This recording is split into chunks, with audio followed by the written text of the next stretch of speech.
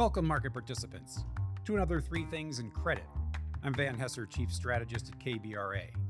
Each week, we bring you three things impacting credit markets that we think you should know about. A headline in the New York Times caught my eye this week. Faith and Credit, we try to demystify the bond market. Well, I've been trying to do that for decades, so I'm all ears. The author keeps things at a basic level. Bonds are basically IOUs, he says, and he oddly admits halfway through his demystifying exercise that much about bonds he finds, well, mystifying.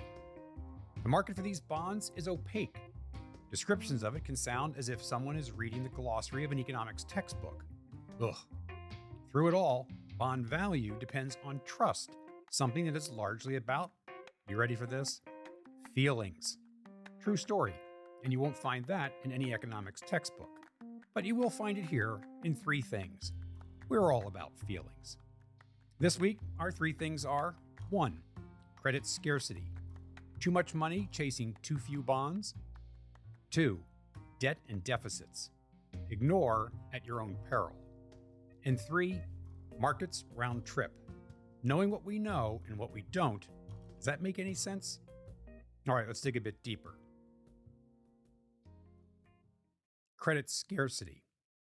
So we saw a discussion this week with Russell Brownback, head of macro positioning at BlackRock, which we found quite interesting. His insights into just how powerful the technicals are in credit, including supply and demand, that helps to explain why spreads remain historically tight.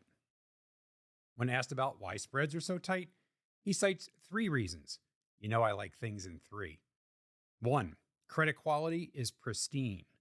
In investment grade, all the way down to double Bs, fundamentals are sound. We would agree. Corporate balance sheets, especially among double B and better credits, are in good shape and margins are just off of 50-year highs. High-yield default rates are low, reflecting a mix shift resulting in a higher quality skew. And even lower quality credit, single B and worse, has benefited from the strong economy and abundant liquidity.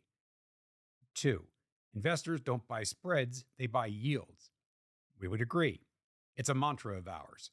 And the demand for yields that are holding at or around the highest level in 15 years accentuates the attributes, income and diversification, that draw investors to fixed income in the first place. And 3, strong technicals. 20 years ago, Mr. Brownback says, the U.S. Treasury market and the investment-grade credit market were roughly the same size. Today, IG is half the size of the Treasury market, thanks largely to the policy decisions to solve two crises, the GFC and COVID, with government-issued debt. Mr. Brownback suggests it all adds up to a relative scarcity with regard to investable credit. Not enough supply and lots of demand will drive and hold spreads tighter. How durable is this trifecta? Well, if we accept our growth forecast calling for deceleration in 2025 to 1%, credit will be less pristine. But with a wall of liquidity out there and the strong shape that corporates are in heading into the slowdown, especially larger corporates, credit quality is likely to remain strong. With regard to yields, we are settling into a range where the risk-free rate has returned to a more normal range, while spreads on our less pristine but still strong credit edge higher. The combination is an attractive alternative to lower-yielding cash and frothy stocks. And those technicals of too much money chasing too few credit assets aren't changing anytime soon, provided we steer clear of a prolonged and deep recession. All right, on to our second thing, debt and deficits. As the big, beautiful bill moves through Congress this summer, there are a number of questions that hang over its development. Will it be stimulative? Will there be a legislative pushback against the House of Representatives bill and the increased deficit that would result? Will the bond market push back? Credit investors should care about all of these things. Do legislators? Well, you can make a case that they don't. The IMF found in a 2010 study that legislators are more sensitive to rising deficits at low levels of debt than they are at higher levels. A recent Brookings paper suggests a similar phenomenon. It found that Congress did act to reduce the deficit during the period from 1984 to 2003, but it has not responded in the past 20 years as the deficit skyrocketed. Somewhat alarmingly, this is intuitive. At some point, the problem becomes so overwhelming that you give up and accept it. And when coupled with the fact that democracies are built on favors delivered to constituents, deficit spending becomes the norm. Sure, you could take a moral stand against the deficit, as the few remaining budget hawks in Congress do, but you would do so at your own risk of reelection. All right, so the deficit has grown. Our growing deficit occurred right alongside the rise of U.S. exceptionalism. Can't the two coexist? Well, in the post GFC years, marked by low growth and slow to reduce high levels of unemployment, zero interest rate policy gave rise to the idea that as long as the real interest rate is lower than the economic growth rate, as was the case, output exceeds the cost of servicing debt, resulting in a decline in the debt to GDP ratio. So what's the fuss? Well, the fuss is inflation. To deal with the price stability part of its dual mandate, the Fed eventually has to hike rates. All of a sudden, real rates returning toward normal ushers in new concern over the cost of debt service. Today, the Treasury will spend more on debt service than on defense, Medicaid, or Medicare. Now think about some of the newly introduced risks to the equation: recession, reignited inflation, or both, foreign investors rebalancing, i.e., selling U.S. assets. All of this makes the deficit worse. Some would push back, saying either that accelerating growth will cure the deficit, or citing Japan's experience where it has carried a much larger government debt burden for decades. I'm not sure credit investors can be comforted by either. All right, on to our third thing: markets round trip.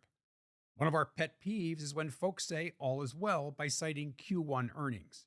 Yes, earnings of the S&P 500, with 96% reporting, grew a whopping 13% year over year in the most recent period, double what was forecast, with roughly the usual percentage of positive surprises coming in at 77%, and year over year increases coming in at 67%. Our problem is that these reports are all in the rearview mirror and no doubt had some pull forward of activity ahead of tariffs. It really wasn't until the second quarter where the operating landscape has been subject to the shock of uncertainty. None of that is any great revelation at this stage, but the old adage that past performance is not indicative of future results would seem to apply, right? Well, think about the headwinds for a moment. We are in the midst of a tax hike via tariffs of a magnitude that figures to cut GDP in half. By the way, we assume what will result in the end is a 10% universal tariff, along with select additional levies on certain industries and countries that bring the effective tariff rate to 15%. Tariffs remain fluid, an easily grabbed tool in the toolkit to be imposed or paused at will. Planning for businesses has not gotten any easier. Consider Apple's experience. And monetary policy remains restrictive. The Fed would like to cut rates, but it can't because of the inflation threat related to tariffs. So taking all of that into consideration, earnings estimates should fall, right? And they have. The consensus estimate for Q2 is, you ready for this? 3%. Over the past year, that estimate has fallen from 15% down to 3%. And that's from equity analysts that typically are optimistic by nature. Q3 is forecast to be a bit better at 7%. Q4 is at 6%. Yet risk premia and credit are back toward the extremely low levels prior to the election. IG within 8 basis points, having tightened 30 basis points from its April wide, and high yield within 38 basis points, having tightened 137 basis points since its April wide. Our issue from a valuation perspective is that we are, once again, priced nearly for perfection when we are facing a data vacuum, but where we have a pretty good hunch that risk has materially gone higher. Questions abound. We don't know the impact of tariffs. We don't know if inflation will reverse course and move further away from target. We don't know how demand from foreign investors in U.S. corporate bonds, currently 25% of the total buyer base, will behave. We don't know how the risk-free rate will behave. Bulls will suggest the big beautiful bill will be stimulative, that a wave of deregulation is about to be unleashed, and that we are on the verge of another productivity revolution courtesy of AI. Those may well be true, but on balance, over the near term, we think the magnitude and certainty of the risks outweigh the benefits.